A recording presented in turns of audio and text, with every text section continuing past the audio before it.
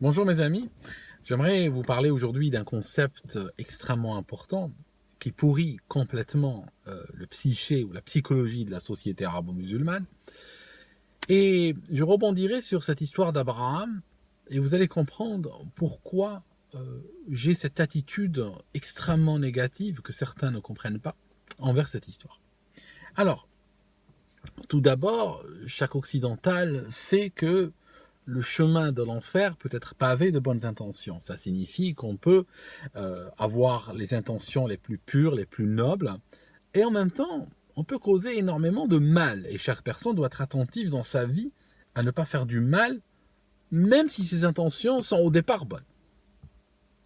Certaines personnes ont essayé de se dissocier du résultat de leurs actions. Par exemple, on connaît le fameux faites ce que je dis, ne faites pas ce que je fais. D'accord? Là, il y a une dissociation entre la parole, entre ce que la personne professe, comme disent les Allemands, faire la promotion de l'eau mais boire du vin, et entre ses actions. Mais à la rigueur ici, la personne est très consciente que ses actions ne sont pas très louables, parce qu'elle te dit, fais ce que je dis, ne fais pas ce que je fais. D'accord? Chez les musulmans, il y a un hadith qui est pratiquement tous les musulmans le connaissent. S'ils n'en connaissent qu'un seul, ça serait celui-là. Même le musulman qui n'a pas du tout, on va dire, de formation ou d'éducation islamique approfondie, juste superficielle, connaît ce hadith. Certains spécialistes considèrent ce hadith comme pratiquement un des fondements de la psychologie musulmane. Je vais vous le dire. Tous les musulmans vont le reconnaître. Ça veut dire quoi? Ça signifie que c'est un hadith qui fait dire au prophète que les actes ne se définissent que par l'intention. D'accord? Et chaque personne sera récompensée qu'en fonction de ses intentions. D'accord? C'est un hadith dont l'establishment musulman fait une promotion de malade. Tu l'entends sans arrêt et depuis l'enfance.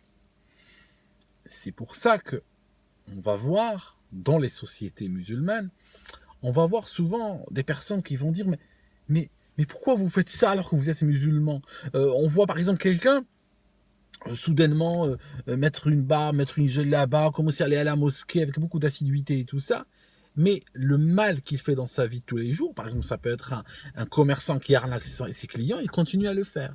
On voit que dans les pays musulmans, beaucoup de gens le constatent, des musulmans le constatent, que un renouveau de religiosité chez la personne, que la personne qui devient plus religieuse ne va pas nécessairement devenir meilleure ou devenir virtueuse. D'accord? Ne va pas améliorer l'individu. D'accord? Pourquoi? Parce que l'individu continue à faire les mêmes saloperies qu'il a toujours faites, mais cette fois-ci avec une bonne intention. Cette fois-ci, il les fait pour Dieu.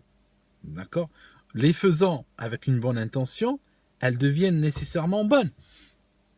Ça se traduit également sur, ça t'éteint par exemple sur chez nous, tel gars, tu le payes pour construire un mur, il va construire un mur complètement tordu, il n'y a aucune recherche de faire bien le travail. Pourquoi? Parce que au départ, son intention était de construire un mur droit, un mur bien fait, un mur bien aligné. C'était son intention. Et en fait, il ne va être jugé qu'en fonction de son intention. Il va être jugé en fonction de l'idée qu'il avait du mur qu'il voulait construire, mais pas la résultante réelle de son travail. C'est en fait, avec quelque chose, avec un concept pareil, tu détruis toute notion de moralité. Et ça te donne, si tu veux, ça donne une société où il n'y a pas une culture de résultat. Ça signifie qu'il y a juste une culture d'intention. Mon intention est de faire ça, et puis ça s'arrête là. À l'instant où je décide que c'est mon intention de faire cette chose, je n'ai plus aucune responsabilité sur le résultat réel de mes actions. Parce que ce n'est pas ce qui compte. Ça donne aussi, ça explique, quand par exemple quelqu'un va, je ne sais pas, dans un pays XY, se faire sauter dans une voiture, tuer des gens, tu vas trouver peu ou pas, enfin pas du tout, des gens qui vont sortir faire des manifestations et dire vous avez fait ça au nom de l'islam, c'est mal, etc. D'accord? Pourtant, c'est bien qu'ils peuvent sortir pour un coup de crayon sur une feuille. Pourquoi? Parce que ils pensent que le gars qui s'est fait sauter en voiture, il l'a fait avec une bonne intention, hein, il l'a fait au nom de Dieu, il a fait une bonne intention. Donc, son action est nécessairement, même si elle est clairement mal, ben son action, tu ne peux pas la juger. D'accord? Tu vois le truc? C'est qu'il y a une absence, il y a une déconnexion totale entre l'acte et l'intention. On va travailler purement à l'intention. Alors, le hadith, je vais vous en parler. Ce hadith est un hadith comme par hasard. Je veux dire, avant même de chercher, je savais, ça se devine, ça signifie, quand tu étudies les gens qui vivaient à l'époque, tu commences à peu près à savoir qui aurait dit quoi. Alors, le hadith vient de... Je me perds dans mes feuilles. Le hadith vient, enfin on le trouve dans Sahih Muslim, on le trouve Sahih al-Bukhari, on le trouve, bon, je vous dis Muslim et Bukhari, mais il y a plein d'autres, mais ça c'est les deux piliers, on va dire, du sunnisme. Donc on va trouver ce hadith dedans. Et il est rapporté d'après qui? Il est rapporté d'après Omar. Omar ibn al-Khattab al-Adawi, qui était le second calife sunnite. Voilà. Donc, quand on est au pouvoir, on a bien sûr envie que les gens, surtout quand on est un moustachu au pouvoir, n'est-ce pas, hein, quand on écrase les gens, quand on tue les gens, quand on commet des massacres, ce que pratiquement tous les califes ont fait, n'est-ce pas? Et donc, on n'a pas envie que la population nous juge mal, d'autant plus qu'on est là par ordre divin en plus. D'accord? On fait le mal alors qu'on se réclame du divin. Et même l'humain qui est le plus simple, qui est le dernier dans la chaîne alimentaire, c'est que si tu te réclames de Dieu, il s'attend de toi peut-être à une certaine bonté, à une certaine noblesse dans le geste, dans l'action. Mais quand il ne la trouve pas, il va te juger mal. Et à ce moment-là, ces gens de pouvoir ont commencé à faire rentrer dans les têtes des gens que, attention, tu ne peux pas me juger d'après mes actions. Hein, je sais que mes actions sont pourries, je sais que mes actions sont pas regardables, mais juge-moi d'après quoi? D'après mes intentions. Mes intentions sont bonnes, je suis en train de te l'affirmer, d'accord, hein? Je t'ai écrasé, je t'ai pris tout ton argent, j'ai fait tuer tout ton clan, etc. Mais mes intentions étaient bonnes, d'accord? Donc tu peux rien dire. Voilà. Donc on comprend bien d'où ça vient.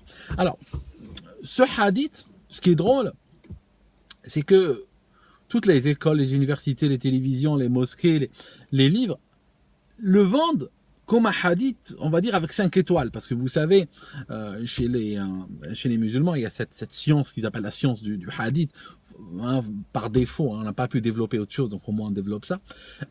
Où on va, si vous voulez, mettre une sorte de rating, une sorte de note de confiance à chaque hadith, en fonction notamment de la confiance qu'on donne aux gens qui l'ont rapporté, en fonction du nombre de personnes qui l'ont rapporté, etc. Ce hadith, il l'appelle mutawatir, ce hadith-là. Ça signifie, mutawatir, c'est le hadith qui a été raconté par énormément de gens. Ça signifie, génération après génération, beaucoup de gens indépendants l'ont transmis à beaucoup de gens indépendants. De sorte que quand tu cherches l'origine de ce hadith, tu le vois venir de partout. Voilà, ça c'est le hadith mutawatir. J'ai fait un petit schéma pour vous montrer à quoi ressemblerait un hadith mutawatir. Grosso modo, c'est ça, d'accord? Vous avez donc le prophète qui a dit ou qui a été vu, qui a dit à un certain nombre de gens, déjà dès le départ, au départ, beaucoup de personnes ont entendu, ont vu la chose, d'accord? Ça peut être des fois des milliers de personnes, surtout vers la fin de sa vie, hein, quand il y avait beaucoup de musulmans qui parlaient à beaucoup de musulmans d'un coup, tu peux avoir des situations où il y a plusieurs milliers de personnes qui ont entendu la chose. Après, ceux-ci ils vont transmettre, et ça va jamais se rétrécir, ça va toujours aller en s'élargissant. D'accord? Donc ça, c'est la structure d'un hadith qu'on appelle hadith mutawatir. Mais ce hadith qui dit que les actions se définissent par leurs intentions, donc ce hadith qui retire toute forme de moralité, voici sa structure. D'accord? Voici sa structure. Alors je vous explique. Le prophète aurait dit quelque chose, c'est cette hadith-là, devant beaucoup de monde. Sauf que ce monde-là ne raconte pas ce hadith. Il n'y a qu'une seule personne qui le raconte, qui le rapporte, c'est le calife, Omar ibn al-Khattab. C'est le calife, c'est le prochain dans cette chaîne. D'autres personnes auraient entendu, mais jamais elle ne le rapporte. Après, donc là, on a déjà, rien que ça, enlève le degré mutawatir à ce hadith. Et il devient hadith qu'on appelle ahad. Ça signifie rapporté par une seule source, qui est un hadith qui a beaucoup moins de confiance. Donc on voit bien que l'establishment musulman ment aux musulmans en leur racontant des choses qui sont fausses. Et après, de là, on va à là. Et là, on a encore une seule personne, d'accord, qui a entendu sur celui-là. Donc on a doublement une seule source. Et après, ça se multiplie. Après, on l'entend. Après, quand on avance par là, on arrive à 200, 300, on a même dit 700 personnes. Sauf que, au départ, on a un et un. Un qui dit à un qui dit à un. D'accord? Donc, ce hadith-là n'est pas aussi béton que l'establishment musulman veut bien le faire croire aux musulmans.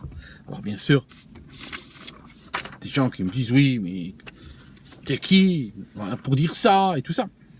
Il n'y a pas de confiance sur ces choses-là. Mais je vous dire un truc, mes amis. Ça fait quand même des décennies que des prêcheurs à la télé viennent vous raconter des bêtises, viennent raconter des bêtises très lourdes aux musulmans, qui ont plongé les sociétés musulmanes souvent dans la violence, dans la tuerie, dans beaucoup de choses. Personne ne leur a jamais demandé de source. Personne ne leur a dit, montrez-moi un livre à l'écran. Personne. D'accord? Et moi, que je viens attaquer ça, si je ne montre pas ma source, je suis flingué. Mais c'est pas grave. C'est pas grave, c'est très sain de votre part d'exiger toujours la source. Alors je pense au livre, Ulum al-Hadith. D'accord? Ce livre, Ulum al-Hadith, est Ibn Saleh. Okay? Donc Ibn Saleh a vécu à peu près 1000 ans. Et il a écrit un livre, si tu t'intéresses à savoir un petit peu les classifications des hadiths et comment ça a été classé, comment ça a été transmis, comment c'est évalué, comment on leur attribue ces étoiles, si tu veux, ce livre-là est vraiment une Bible, en quelque sorte. C'est vraiment bien détaillé. Alors, Ibn Saleh, que certains, comme Dahabi, disent que c'est un salafiste. Ok, donc, c'est pas. Je vous parle de quelqu'un qui a vécu à 1000 ans. Hein, c'est pas un progressiste. Hein, ce n'est pas quelqu'un qui a vécu à 3 jours. Okay. Page 77. Je vais vous le lire en arabe, je vais vous le traduire.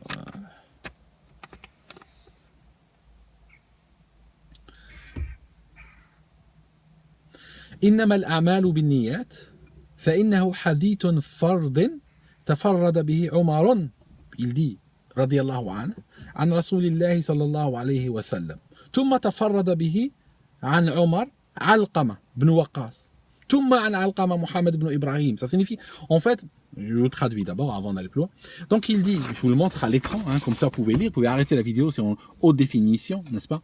Vous pouvez donc arrêter, faire pause, agrandir, et puis calmement vous lisez, si vous lisez l'arabe. Sinon, je vous le traduis. Alors, qu'est-ce qu'il dit? Il dit, ce hadith, innamal a'malu binniyat, ce hadith qui dit que les actions se définissent par les intentions, c'est un hadith qui a été révélé par une source unique. Seulement Omar, donc le calife Omar, qui est le second calife, l'a raconté d'après le prophète. Et puis, il y a une seule source unique après Omar, qui est ce Alqama, ibn Waqas. D'accord? Et on trouve dans justement, quand on regarde Al-Bukhari, quand on regarde Al-Bukhari, là, quand on regarde Al-Bukhari, oui, la partie en arabe, là, on voit bien que c'est Alqama qui est en seconde position dans la chaîne de transmission. Et puis après, il y a une troisième personne, Mohammed ibn Ibrahim. Donc, si je reprends mon schéma ici, mon schéma là est trop optimiste, ça serait le prophète, ça serait Omar, ça serait Alqama, et ça serait l'autre, c'est Ibrahim.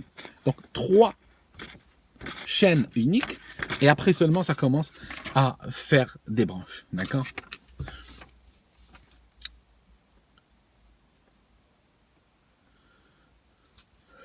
Ok, donc, voilà, c'est tout ce que je voulais vous montrer. Il en parle à une autre page 267 si ma mémoire est bonne. Si vous avez ce livre, vous pouvez télécharger en PDF en ligne. Vous pouvez aussi aller à la page 267. Il donne encore plus de détails sur ce hadith-là. Et il en ressort quoi? Il en ressort que ce hadith a été raconté finalement par une seule personne. Et l'origine de ce hadith, c'est le calife Omar qui disait, bon, voilà, les actions ne se jugent que par leurs intentions. Pourtant, si je regarde quelque chose qui vient avant ce hadith, je vais vous montrer. Je vous souligne là, je vous souligne cette partie du Coran. Je ne sais pas si vous arrivez à bien voir. Hein, je ne sais pas si vous arrivez à vraiment bien la voir. Peut-être en haute définition, vous arrivez. D'accord? Donc, c'est la sourate 18, donc sourate Kahf, que tout le monde connaît. Et je vous prends le verset 110, qui est le dernier, en fait, de cette sourate, fait 110 versets. Quiconque donc espère rencontrer son Seigneur, qu'il fasse de bonnes actions et qu'il n'associe dans son adoration aucun autre à son Seigneur. Donc, on est dans une religion monothéiste et on te demande quoi? De éviter l'adoration, qui est l'abomination dans toute religion monothéiste, et on te demande quoi? De faire des bonnes actions. On ne dit pas avoir de bonnes intentions, ou nourrir au moins l'intention de faire de bonnes actions. Non, on dit faire de bonnes actions. Donc il y a une obligation de résultat. Il faut que l'action, quand elle arrive, sur le terrain, elle est bonne. Et là, quand on regarde l'islam des califes, l'islam des hommes de pouvoir, l'islam qui est en fait, comme le sunnisme, qui en réalité, qui n'est qu'un acte politique en soi, hein. C'est un fait politique, c'est pas vraiment une religion. D'ailleurs, on voit bien que l'importance politique qu'il prend. C'est quand même assez dingue, une religion qui a cette composante politique qui est beaucoup plus grande que sa composante spirituelle. Si composante spirituelle il y a. Et donc, le calife dit, finalement, je vous libère des bonnes actions. Ça signifie, je vous libère de la qualité de l'action que vous réalisez. En fait, je me libère moi, hein, c'est de lui qui parle probablement. L'important, c'est que ton intention soit bonne. Et là, ça agit sur les musulmans jusqu'à maintenant. Parce que tout ce qu'ont fait les califes, jusqu'à maintenant, ça continue à influencer les musulmans. Beaucoup plus que l'islam prophétique, si vous voulez. Parce que Omar, je peux vous le démontrer des livres des musulmans, ce n'est pas le thème de la vidéo aujourd'hui, mais je peux vous le démontrer. Il est le calife officieux des sunnites. Carrément. Et je vous assure que je rajoute rien. C'est-à-dire que il parle de lui. Quand vous lisez Ibn Taymiyyah, par exemple, qui parle de Omar, il disait que c'est quelqu'un qui parlait à Dieu directement. Alors, il ne va pas dire de lui, c'est un prophète. Non, il ne va pas dire ça. Mais les termes qu'ils utilisent sur lui, en parlant de lui, pratiquement, hein, si on les accumule, il est en train de nous dire c'est un prophète sans vraiment utiliser le mot prophète. Donc, son influence est super importante sur la psychologie du monde sunnite. Alors, en plus, souvent, sa psychologie à lui et ce qu'il disait est en contradiction avec le prophète et avec le Coran. Mais comme il déclarait lui-même que le prophète était un fou, hein, il l'a dit, je vous ai fait une vidéo sur ça, c'est écrit dans Bukhari, dans plein de livres, j'ai fait une vidéo avec le détail, en vous montrant les pages à l'écran et tout ça, en disant qu'il débloque. Donc, effectivement, ça lui a permis de sortir des choses.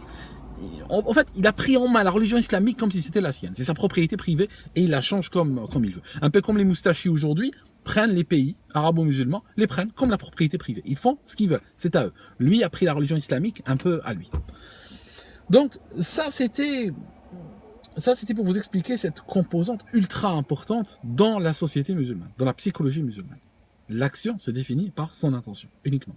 Donc, au contraire, ce n'est pas le chemin de l'enfer qui est pavé de bonnes intentions, le chemin du paradis est pavé de bonnes intentions. Une fois que les intentions sont bonnes, elles forment un pavé qui va t'emmener forcément au paradis, peu importe si au passage tu as laissé des morts. Voilà. Maintenant, quand on parle de cette histoire d'Abraham, alors, chez les juifs, beaucoup de juifs m'ont écrit d'ailleurs, suite à la vidéo sur Abraham, beaucoup de chrétiens aussi m'ont écrit. Mais les juifs et les chrétiens ont constitué des sociétés relativement avancées sur le plan social, sur le plan scientifique, sur le plan économique, sur le plan militaire, sur le plan... Donc, j'imagine que je m'adresse à des gens quand ils parlent d'histoire d'Abraham. C'est une histoire très, très, très dangereuse, parce que c'est une histoire qui met quand même en scène le projet de tuer un enfant. Vous êtes d'accord avec moi? Il y a quand même une mise en scène, même si on ne tue pas à la fin, il y a quand même... Le contexte, c'est quoi? On va tuer... C'est un père qui va tuer son enfant, commettre un infanticide, un simulacre d'infanticide. Donc, là, si on s'adresse à des chachamim, par exemple, on peut bien penser que ces gens vont réfléchir de manière à prendre une histoire aussi chaude que celle-là et probablement y tirer une sagesse positive. D'ailleurs, il n'y a pas aujourd'hui des juifs qui vont décapiter d'autres juifs et mettre les têtes sur Twitter. Il n'y a pas ça, d'accord? Il n'y a pas des chrétiens. Il n'y a pas des chrétiens, je sais pas, qui partiraient de Suisse, qui iraient en Espagne décapiter d'autres chrétiens et mettre la tête sur Twitter au nom de Jésus, au nom de la Bible. Non, il n'y a pas ça. D'accord. Chez les musulmans, il y a. Il y a, et je n'ai pas besoin de démontrer. Ça existe. Hein, ça existe vraiment. Donc ça, c'est pas le point de ma vidéo, ce n'est pas de le démontrer. Ça existe. C'est une réalité. Nous sommes obligés de faire avec. Donc, moi, quand un musulman me sort Abraham égorgé, je dis stop. Stop là, tu arrêtes maintenant. Maintenant. Aujourd'hui, l'égorgement est extrêmement mal vu. D'accord? En ce moment, l'égorgement n'est pas très bien vu. Donc tu vas arrêter ton histoire. Stop. Ça signifie qu'on n'est pas capable, surtout quand on est sous l'influence d'horreurs pareilles, on n'a pas la possibilité de prendre la distance de cette histoire et d'en tirer les enseignements qu'elle comporte. D'accord? L'enseignement qu'on va tirer, c'est le suivant. Chez les musulmans, du moment qu'Abraham avait l'intention de tuer son fils, ben c'est comme s'il l'avait tué. Hein. T'as beau dire oui, il a tué une chèvre à la fin ou un agneau ou autre, mais on s'en fout, ça c'est un détail. Il avait l'intention de tuer son fils, donc c'est comme s'il avait tué son fils. Et maintenant, il y a plein de musulmans qui pourraient psychologiquement penser que l'idéal, ben c'est l'idéal d'Abraham. L'idéal abrahamique, ce n'est pas que c'est quelqu'un qui a tué, qui a vécu je ne sais pas combien d'années, qui a été au top, on va dire, de la spiritualité, qui à la fin, pour couronner sa vie spirituelle, il a tué un mouton pour Dieu. On va penser que c'est quelqu'un qui avait l'intention de tuer son enfant pour Dieu. Donc c'est comme si il l'avait fait. D'accord? C'est comme s'il l'avait fait. Et ce qui se passe, c'est que ce genre d'histoire, je prétends qu'elle a une influence extrêmement négative sur des sociétés nourries avec ça. Voilà le point. Ça, c'est très important.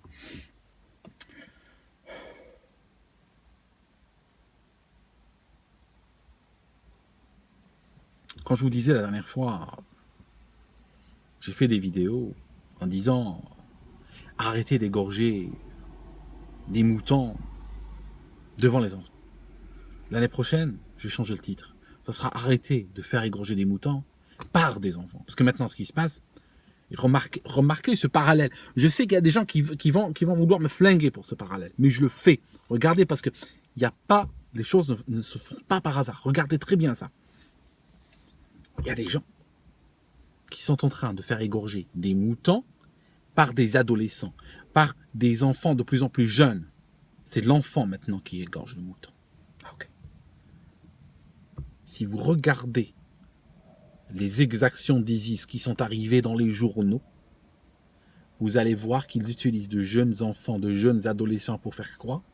Pour massacrer les prisonniers qu'ils font, pour massacrer les otages.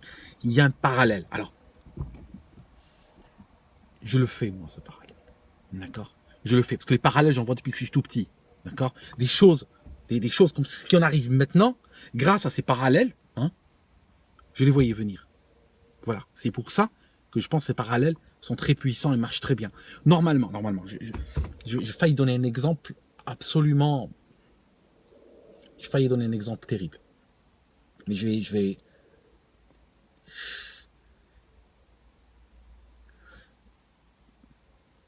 Imaginons. Vous allez comprendre. Imaginons qu'un peuple, une religion quelconque, un peuple associé à une religion, et qu'ils avaient une tradition millénaire de sacrifier des bêtes par une méthode donnée, méthode X. Et imaginons qu'un jour, eux-mêmes, en tant que peuple, se sont retrouvés à se faire assassiner en masse par cette même méthode-là. D'accord? Comprenez? Je pense que certains ont deviné l'exemple que j'ai failli donner, mais je préfère ne pas aller sur ce terrain-là. Est-ce que, une fois que ce cauchemar est terminé, dans le cas duquel on parle là maintenant, les musulmans sont toujours égorgés, donc le cauchemar n'est même pas terminé, est-ce qu'il serait déraisonnable d'attendre que ces gens, que cette religion-là, fasse au moins un moratoire sur l'utilisation de cette méthode? Est-ce qu'ils ne peuvent pas penser que on égorgeait des bêtes et on se fait égorger comme des moutons aujourd'hui? On est la seule nation qui égorge des moutons devant des enfants, par des enfants. Et dans aujourd'hui, on a des gens, des humains qui se font égorger. On a eu Ben Talha, c'était le 22 septembre 97, je crois. Il n'y a même pas eu d'enquête. Il y a eu 400 personnes égorgées en une nuit. Je veux dire, si on avait la moindre dignité, on serait quand même le peuple qui dirait, essayons au moins d'arrêter ça. Essayons au moins de supprimer cet acte ignoble de notre vocabulaire, de notre vécu, de notre quotidien. Mais non, on est jusque là.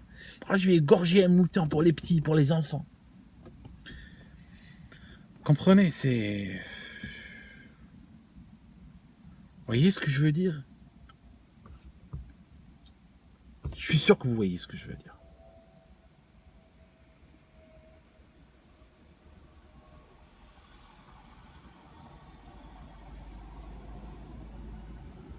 C'est terrible ce que nous vivons, vous savez. C'est vraiment terrible. Je sais pas comment on va nous en sortir. Chaque arabo-musulman auquel tu parles, il va te dire, oui, ça va pas. La preuve, beaucoup rêvent juste de fuir, pas chez d'autres arabo-musulmans, mais chez des chrétiens de préférence. Rêvent de partir ailleurs. Mais le moindre détail de leur vie, hein, le moindre détail, le plus insignifiant qu'il soit, que tu leur demandes de changer, pour ne serait-ce que se donner une chance à eux, à leur génération future, de faire un pas en avant, ils bloquent complètement. Ils font des blocages psychologiques, psychiatriques dessus. Absolument pas. Enfin, je crois que je vais arrêter cette vidéo ici. D'accord? Je vais arrêter cette vidéo. Je ne savais pas au départ que j'allais le prendre aussi perso. D'accord? C'est une vidéo technique. Je vais parler d'un point technique. C'est tout. D'un hadith qui est évidemment sorti par un calife pour justifier des actes complètement criminels, d'accord, sous de bonnes intentions, et disant que l'enfer m'est garanti à cause de mes bonnes... Enfin, le paradis m'est garanti à cause de mes bonnes intentions, et vous voyez, c'est parti en autre chose.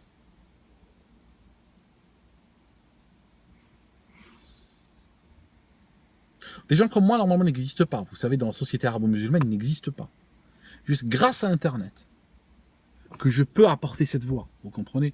Que je peux apporter cette onction, si vous voulez. Parce que, normalement, ça n'existe pas, ça. Normalement, des gens qui sont critiques de la société arabo-musulmane, il y avait, durant toute l'histoire, soit ils fuyaient, partaient complètement, ils disparaissaient, tu n'entends plus jamais parler, c'est terminé.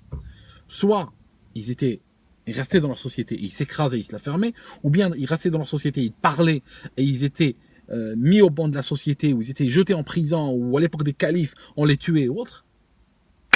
Ça s'arrêtait là. Ça signifie une société qui a toujours voulu écraser la moindre critique. D'accord? C'est pour ça que, je vous dis, des gens comme moi n'existent pas normalement. C'est grâce à la magie d'Internet que j'ai pu partir tout en continuant à être là auprès de cette société pour essayer de les aider encore. C'est... Voilà. C'est dingue tout ça.